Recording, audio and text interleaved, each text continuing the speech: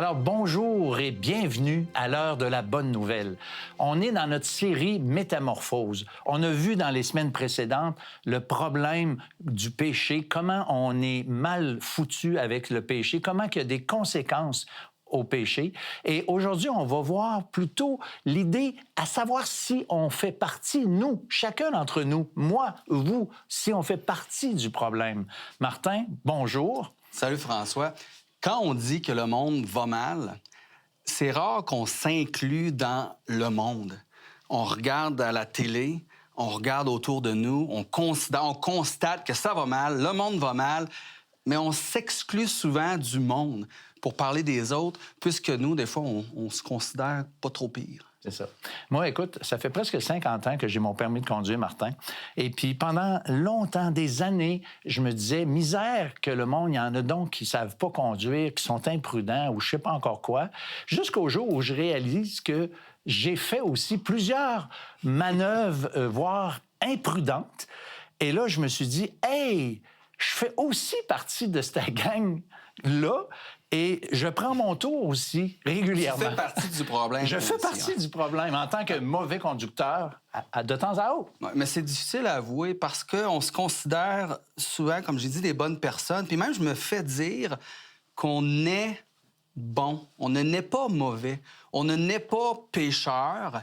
Et que c'est notre environnement, c'est la société, à la limite, qui va venir nous rendre mauvais, qui va venir nous corrompre. Puis ça, c'est une question, au fond, qu'il y en a beaucoup qui se posent. Et puis, on a été justement dans la rue et on a posé la question à savoir, est-ce que c'est la société qui corrompt l'homme ou l'inverse? On écoute ça ensemble. Il n'y a pas de société sans homme, donc c'est l'homme qui corrompt la société. Je pense que ça va dans les deux sens. Mais là, c'est comme l'œuf et la poule, là. Puis d'où ça part, puis... Je me dirais, il y a les deux. Parce qu'il y a l'homme qui est par ses mégalomie, qui veut avoir toujours plus, puis avoir du pouvoir, puis pour avoir un ascendant sur l'autre. Mais la société aussi, si elle ne contrôle pas certaines valeurs pour corriger les situations. La majorité des gens, probablement, qui naissent foncièrement bons, mais la bulle familiale, il fait pour beaucoup. Ensuite de ça, il y a de la génétique qui fait que peut-être qu'il y a des gens qui sont plus portés ou qui ont des problématiques mentales qui fait qu'ils sont peut-être plus méchants. Mais la société ne corrompt pas les gens, non, à moins d'être dans une société complètement pervertie. C'est la société qui corrompt l'être humain, plus que l'inverse. Parce que quand on est bon, il me semble, on est plein d'amour, nos parents nous inculquent beaucoup de choses, puis... C'est en se frottant à d'autres idées, peut-être, d'autres personnes, qu'on en devient corrompu, je sais pas. Je pense que c'est un peu des deux. L'homme a beaucoup de misère à fonctionner tout seul. Il y a bien des hommes sur cette planète Terre-là qui ne croient pas en rien, alors qu'ils ont carte blanche pour faire ce qu'ils veulent. Je pense que les hommes qui ont du pouvoir et de la prestance et qui ont une place importante dans la société... Je pense qu'ils peuvent corrompre la société et du coup, la société, c'est tout un ensemble. Donc finalement, l'un a un point sur l'autre et l'autre a le poids aussi sur l'autre. Donc je pense que c'est vraiment une relation entre les deux. Écoute, Martin, je trouve ça intéressant parce que il y a vraiment, tu sais, l'œuf et la poule, là, les gens sont comme, beaucoup disent les deux. Et puis, pour de vrai, c'est vrai qu'il peut y avoir une influence. Un enfant va naître dans une bonne famille, il va peut-être se comporter mieux que le même qui est dans une famille de bandits, puis de menteurs, puis de voleurs, tu sais. Ça, c'est quand même intéressant, là. Il y a une femme, puis aussi un monsieur. En fait, le monsieur a dit, on est foncièrement bon, puis il dit la bulle familiale, il fait pour beaucoup. Moi, j'ai été élevé dans une bonne famille, avec des bons principes, mais j'ai quand même mal viré à l'adolescence. Et les gens vont dire, ah, tu vois, c'est à cause de tes mauvais amis, mais leurs parents vont dire ça aussi à eux en parlant de moi. Alors, c'est-tu mes mauvais amis qui ont fait que je suis devenu pécheur, ou est-ce que cette relation-là a juste fait ressortir le péché qui était déjà en moi? Parce que si à la naissance, on est des bonnes personnes, pourquoi on élève nos enfants? Pourquoi il faut leur montrer le respect, leur enseigner l'amour, le partage? Hein? Je pense que si on n'inculque pas ces choses-là, c'est plutôt le contraire qui va arriver. C'est clair. Écoute, il y a un verset qui dit carrément, c'est le Seigneur Jésus qui dit ça dans l'Évangile de Luc. Il dit, c'est du cœur de l'homme que sortent les mauvaises pensées, les meurtres, les adultères. Alors, la question est posée, la réponse est claire dans la Bible et Daniel Moreau va être avec nous pour le prochain segment et il va nous parler de ce qu'est le problème du péché. Souvent, on comprend mal ce que ça veut dire pécher. Moi, je pensais que pécher, là, ça voulait dire faire le mal. Tu sais, quand je fais quelque chose de pas bien ou quand j'ai des mauvaises pensées. Tu sais. Mais savais-tu, François, que tu peux aussi pécher en faisant le bien? Tous les êtres humains, on a tous péché à quelque part, on a tous brisé notre relation avec Dieu. Ouais. Puis la tragédie, c'est qu'on est tous profondément malheureux, il nous manque tout quelque chose. Vous avez des questions ou des commentaires sur ce que vous venez d'entendre? Contactez-nous par téléphone ou réagissez sur les médias sociaux.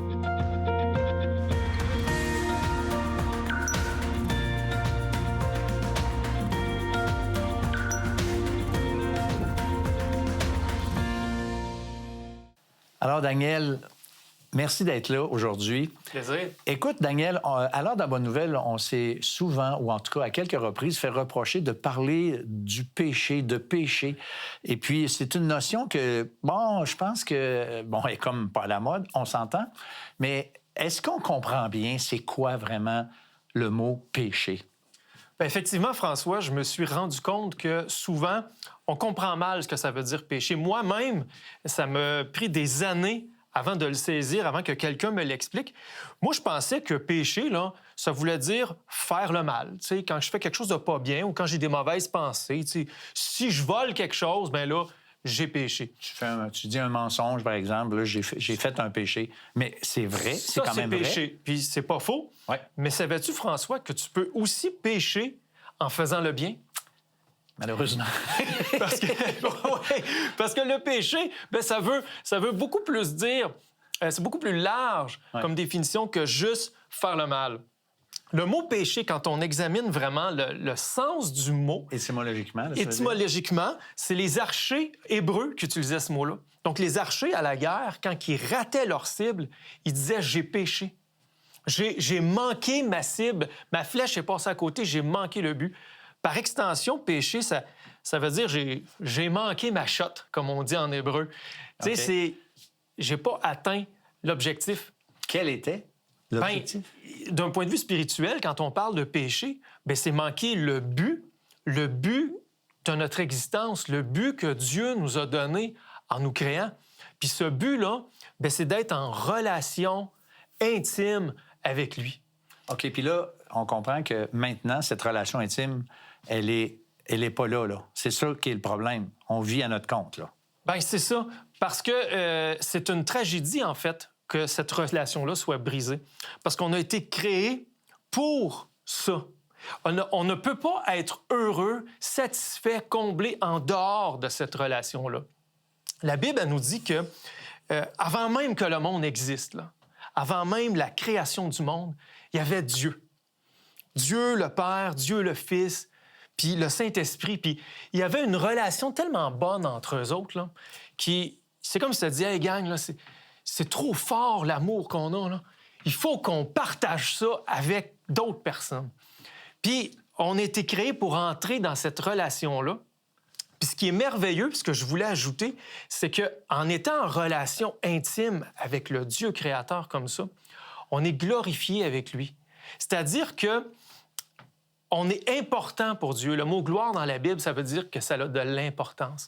Dieu est important pour moi, je suis important pour Dieu, puis ça, c'est quelque chose qui est extrêmement satisfaisant, puis on est comblé là-dedans. Donc, quand tu dis que notre relation a été brisée, bien, on a aussi perdu cette satisfaction-là, ce sens-là à notre vie. Écoute, hey Daniel, ça me pop dans la tête, là. Tu sais, toi, t'as des enfants, t'en as comment en passant? Moi, j'ai juste 6 enfants. T'as juste 6 enfants. Écoute, tu comprends pas la vraie vie, là. Mais honnêtement, là, quand t'as voulu avoir des enfants, j'imagine, pour être en relation avec eux. Mais imagine qu'un de tes enfants, à l'âge très jeune, décide de claquer la porte puis il veut plus te parler. Alors, c'est pas pour ça que tu l'avais mis au monde. Tu sais, je sais bien, on n'a pas grand-chose à faire, mais c'est pas pour ça que tu as élevé ces enfants-là. Mais malheureusement, et toi, tu souffres là-dedans, mais l'enfant aussi va souffrir. Puis je trouve que c'est un topo de l'histoire de Dieu avec la création. En tout cas, je trouve que ça ressemble. C'est une super bonne comparaison parce que faut comprendre que mon enfant, il n'a pas besoin de faire le mal pour briser la relation. Il a juste besoin de vouloir vivre sa vie sans moi. Indépendamment de toi, voilà. Puis ça, ben peut-être qu'il va vivre une bonne vie, peut-être que je suis pas un bon parent, mais l'affaire, c'est que nous, dans notre relation avec Dieu, ben c'est complètement différent. On a besoin de cette relation-là. Puis ce qu'il faut comprendre, moi, ce que j'aime à penser, c'est que on n'aime pas ça parler du diable, c'est un petit peu comme parler du péché, là. Mais à quelque part, il y a son rôle à jouer dans l'histoire. Hein? Ouais. Puis quand la Bible nous dit que le diable, lui, ce qu'il voulait le plus au monde, là, c'était la gloire de Dieu. Il voulait recevoir la gloire de Dieu. Alors, imagine la scène. Là. Imagine la scène quand Dieu a créé le monde. Puis là, le diable, il voit ça, lui, là, il est spectateur de ça. Là. Pouf, l'univers, wow, c'est glorieux, tout ça. Là. Puis la terre, wow, la vie. Puis là, Dieu crée l'être humain, puis le diable est sûrement très impressionné de ça. Mais là, il voit que Dieu crée l'être humain à son image. Puis il lui dit, je vais partager ma gloire avec toi. On va être en relation ensemble. Tu vas me glorifier, je vais te glorifier. Tu vas être important pour moi, je vais être important pour toi. Dieu m'a donné ce que le diable a toujours voulu. Et il n'y a personne dans l'univers qui est plus jaloux de l'être humain que le diable. Parce que Dieu nous donne ce que lui voulait, ce que lui a perdu. Alors, qu'est-ce que quelqu'un qui est jaloux, qu'est-ce qu'il fait? Ouais, mais il ne veut pas que tu aies la même affaire. Puis ça, avec 6 enfants, tu l'as sûrement vécu. Mais lui, il a eu ça, je ne vais pas correct. Si moi, je ne peux pas l'avoir, ben, tu ne l'auras pas toi non plus. C'est pour ça que le but du diable, c'est exactement le contraire du but de Dieu. Il veut briser ma relation avec Dieu pour que je ne partage plus sa gloire avec lui. Puis c'est pour ça que dans Romains 3, 23, on peut lire que tous ont péché et sont privés de la gloire de Dieu. L'outil que le diable utilise pour me priver de la relation avec Dieu, puis de me priver de sa gloire, c'est le péché, puis c'est logique. Parce que si je coupe ma relation avec Dieu, là, c'est terminé. Ma relation est brisée. Puis là, le diable est content. Puis tout le monde a perdu. Puis la réaction de tout être humain là-dedans, c'est que là, on se retrouve avec un vide intérieur. Ce vide-là, que cette relation-là, le fait que je me sente important pour Dieu, le fait que j'ai une relation avec lui, c'est plus là. Écoute, la même affaire, l'enfant, là, mettons l'enfant qui a quitté la maison quand il était tout jeune, imagine que 12 ans ou 8 ans. Et là, lui, il se retrouve à la rue, il est comme dépourvu. Pour de vrai, c'est un drame pour lui.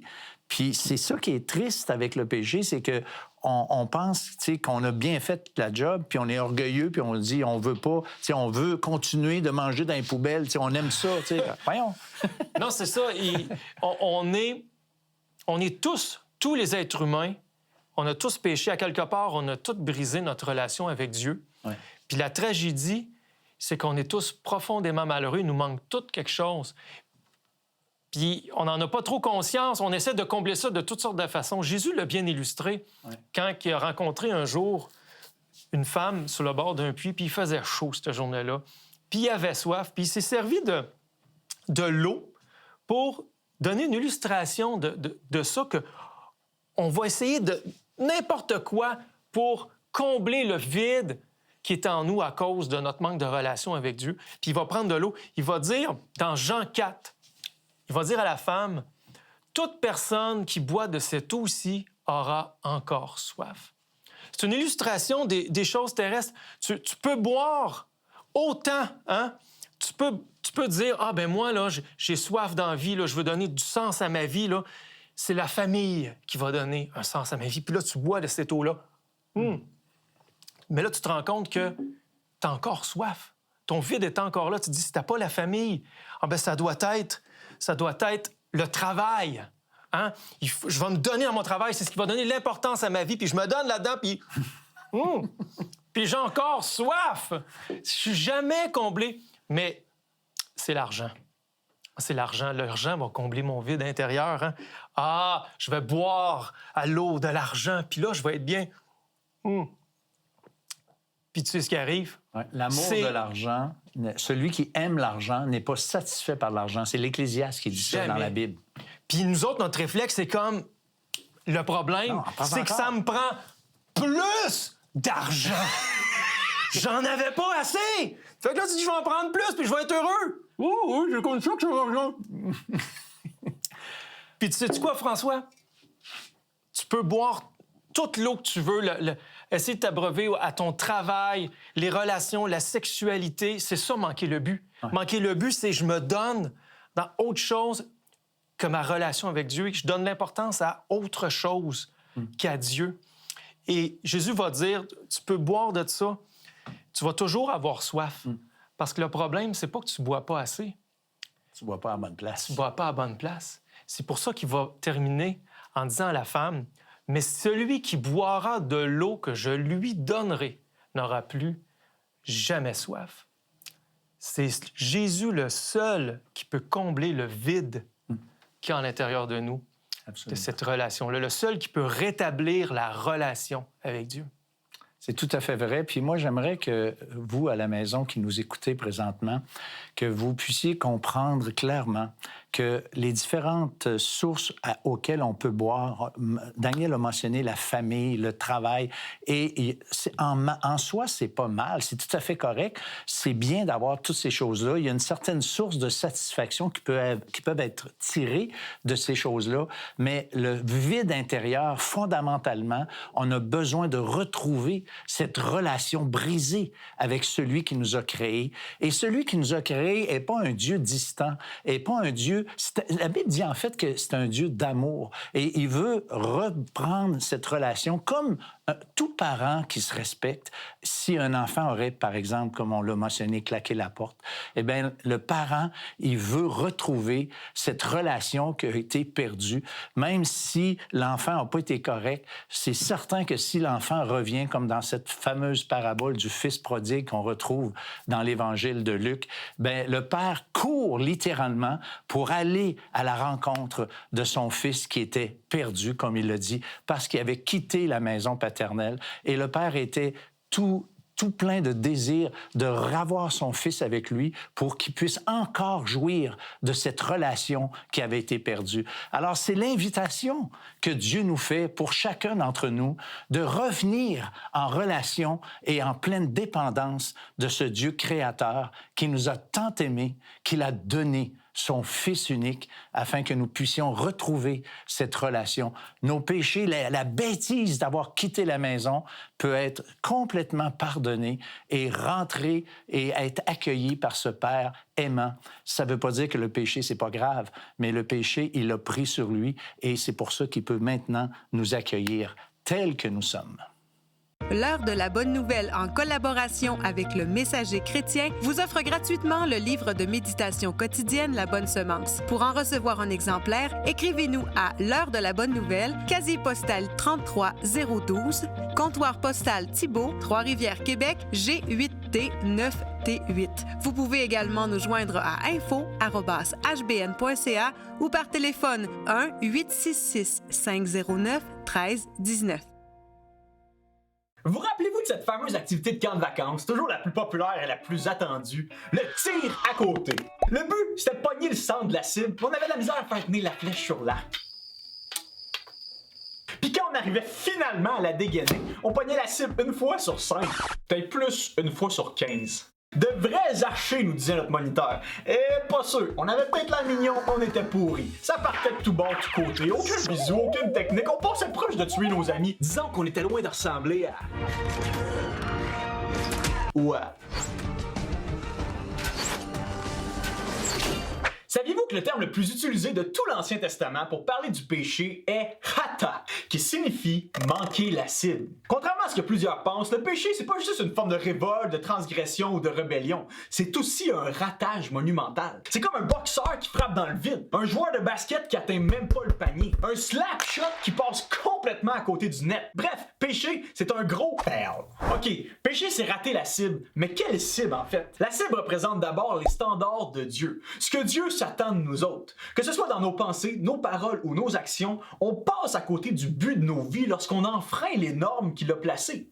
En termes bibliques, on appelle ça la loi de Dieu. Ce que Dieu nous donne comme cadre de vie et de pratique quotidienne pour notre plus grand bien et notre plus grand bonheur ici-bas. Et trompez-vous pas, hein? Cette loi divine du bien et du mal forme une loi autant réelle que n'importe quelle autre loi de ce monde. J'ai beau détester la loi de la gravité ou prétendre fermement qu'elle n'existe pas, cette loi exerce quand même un pouvoir sur moi. Et c'est la même chose pour la loi morale. J'ai beau m'en foutre, la détester ou vouloir la faire disparaître de ma conscience, mais ce que Dieu a décrété mal reste mal, et ce qu'il a dit être bien reste bien, peu importe ce que j'en pense. Et donc, on pêche en passant à côté de la cible prévue par Dieu pour nos relations les uns avec les autres et pour notre relation avec lui. Moi, Sam, je rate la cible lorsque je chiale sur ce que j'ai pas au lieu de le remercier pour ce que j'ai. Je manque totalement le but lorsque je m'empiffe avec de la bouffe au lieu de manger raisonnablement avec gratitude. Je tire à côté lorsque je parle contre quelqu'un dans son dos au lieu juste de me taire et m'examiner moi-même. Je manque ma shot lorsque je convoite une autre femme au lieu d'aimer et de chérir celle que Dieu m'a déjà donnée. Vous commencez à voir un peu ce que je veux dire? Dieu a fait les choses droites, sensées, correctes, mais nous, on est atteints du syndrome de la crocheté chronique. On tord littéralement tout ce que Dieu a fait et nous a donné, puis ensuite on invente nos propres normes morales pour se justifier. Donc non seulement on pêche, on manque la cible, mais on approuve notre péché et celui des autres. La réalité, c'est que dans la sphère personnelle, familiale, sexuelle, sociale, financière, nos standards sont déviants et déficients. Ils sont biaisés par notre propre égocentrisme sans borne, puis influencés par notre cœur qui est mauvais et qui parfois nous trompe nous-mêmes. Mais plus que juste des standards moraux, le centre de la cible à atteindre pour l'être humain désigne aussi le but global de sa vie. C'est pas seulement notre manière de vivre qui compte, mais aussi notre raison de vivre. Dieu nous a créés pour lui. Pour que notre plus grand bonheur, notre plus grande satisfaction, notre plus grande richesse soit notre relation de confiance et d'amour envers lui. Autrement dit, c'est lui le centre de la cible. On perd notre vie, notre énergie, notre temps, notre argent, nos talents lorsque tout ce qu'on fait n'a pas pour but de le glorifier et de l'honorer. Bon, là, je vous entends penser ici. Je suis pas autant religieux qui dit Dieu est pas vraiment le centre de ma vie, mais bon, je suis une bonne personne, puis c'est ça qui est important au fond. Vraiment, être une bonne personne? Imaginez avec moi une mère monoparentale qui a un seul fils dont elle prend soin depuis sa naissance. Du mieux qu'elle peut, elle lui apprend comment bien vivre, toujours dire la vérité, travailler fort, faire de son mieux, être généreux, aider les pauvres, etc., etc. Elle gagne pas beaucoup d'argent, mais avec son peu d'économie, elle parvient finalement à lui payer l'université. Imaginez maintenant que ce garçon, une fois diplômé, ne parle presque plus à sa mère. Il lui envoie une carte à Noël puis à sa fête, mais il lui rend jamais visite. Il répond pas à ses téléphones ni à ses textos. Il s'intéresse pas du tout à elle. Mais il vit comme elle le lui a appris. Il est galant, poli, respectueux, travaillant, généreux autour de lui. Est-ce que vous diriez que c'est acceptable comme conduite? Jamais de la vie. Vous seriez les premiers à dire que c'est pas correct ce qu'il fait malgré son bon comportement. Pourquoi? Parce qu'il néglige sa relation avec celle à qui il doit tout. De la même manière, si Dieu nous a créés et qu'on lui doit tout, mais qu'on n'est pas en train de vivre pour lui, on rate complètement le sens de notre existence. Mais au fond, j'ose croire que c'est même pas réellement ce qu'on veut. Tout le monde veut la poignée, la cible. Même quand on manque la cible, en réalité, au départ, on pensait qu'on allait tirer dans le mille avec notre flèche. Lorsqu'on pêche, au départ, on pense que ça va être bon pour nous. C'est pour ça qu'on le fait, hein? On pêche de manière rationnelle. On pense que ça va être le meilleur pour nous de tricher un peu, de dire un demi-mensonge, de convoiter les biens d'un autre. On est convaincu que ça va nous rapporter un peu de plaisir de parler dans le dos d'un collègue, qu'on va se sentir en vie finalement de verser dans l'excès ou la débauche, qu'on sera enfin quelqu'un si on vit pour l'argent ou pour le pouvoir. Derrière chaque péché, il y a une vraie recherche du bon ou même du meilleur, mais elle est mal orientée. Elle dévie en cours de chemin. Le mal est toujours une illusion trompeuse qui s'appuie au départ sur un désir réel et sain de vivre à fond dans le monde que Dieu a créé. On veut vivre la vraie vie, la vie à son meilleur, pas la gaspiller. On veut puiser le maximum possible de ce qu'elle a à offrir. On veut vivre avec un grand V. Mais on est infecté, contaminé et esclave d'une force qui nous fait trop souvent manquer volontairement la cible prévue de Dieu. On pensait qu'on serait heureux, qu'on serait comblé, satisfait. Mais en réalité, on est loin du magnifique projet de Dieu pour nous. Mais qu'est-ce qu'on peut bien faire avec cette maladie-là de la crochitude qui nous colle à la peau? On peut-tu s'en débarrasser pour de bon? Ça se soigne-tu vraiment? Pour sûr, la maladie du péché ne se guérit pas en s'efforçant humainement de la vaincre. Ce serait comme un parent dont le bébé est en train de mourir d'une méningite qui encourage son enfant à faire sortir le virus par lui-même. C'est impossible, ça lui prend une aide externe. On aurait comme besoin d'un bon médecin qui connaît le virus et qui détient le remède. D'un docteur dont la médecine est plus puissante que la maladie qui nous habite. D'un genre de spécialiste en crochitude humaine qui serait capable de réaligner notre plaisir avec notre devoir afin que notre plus grande joie devienne une vie vécue pour Dieu. Jésus a toutes les qualifications pour une telle intervention. Lui est le grand médecin dont le médicament est la miséricorde. C'est dans le silence et la souffrance qu'il porte notre maladie afin qu'on soit guéri. Vous avez des questions ou des commentaires sur ce que vous venez d'entendre? Contactez-nous par téléphone ou réagissez sur les médias sociaux.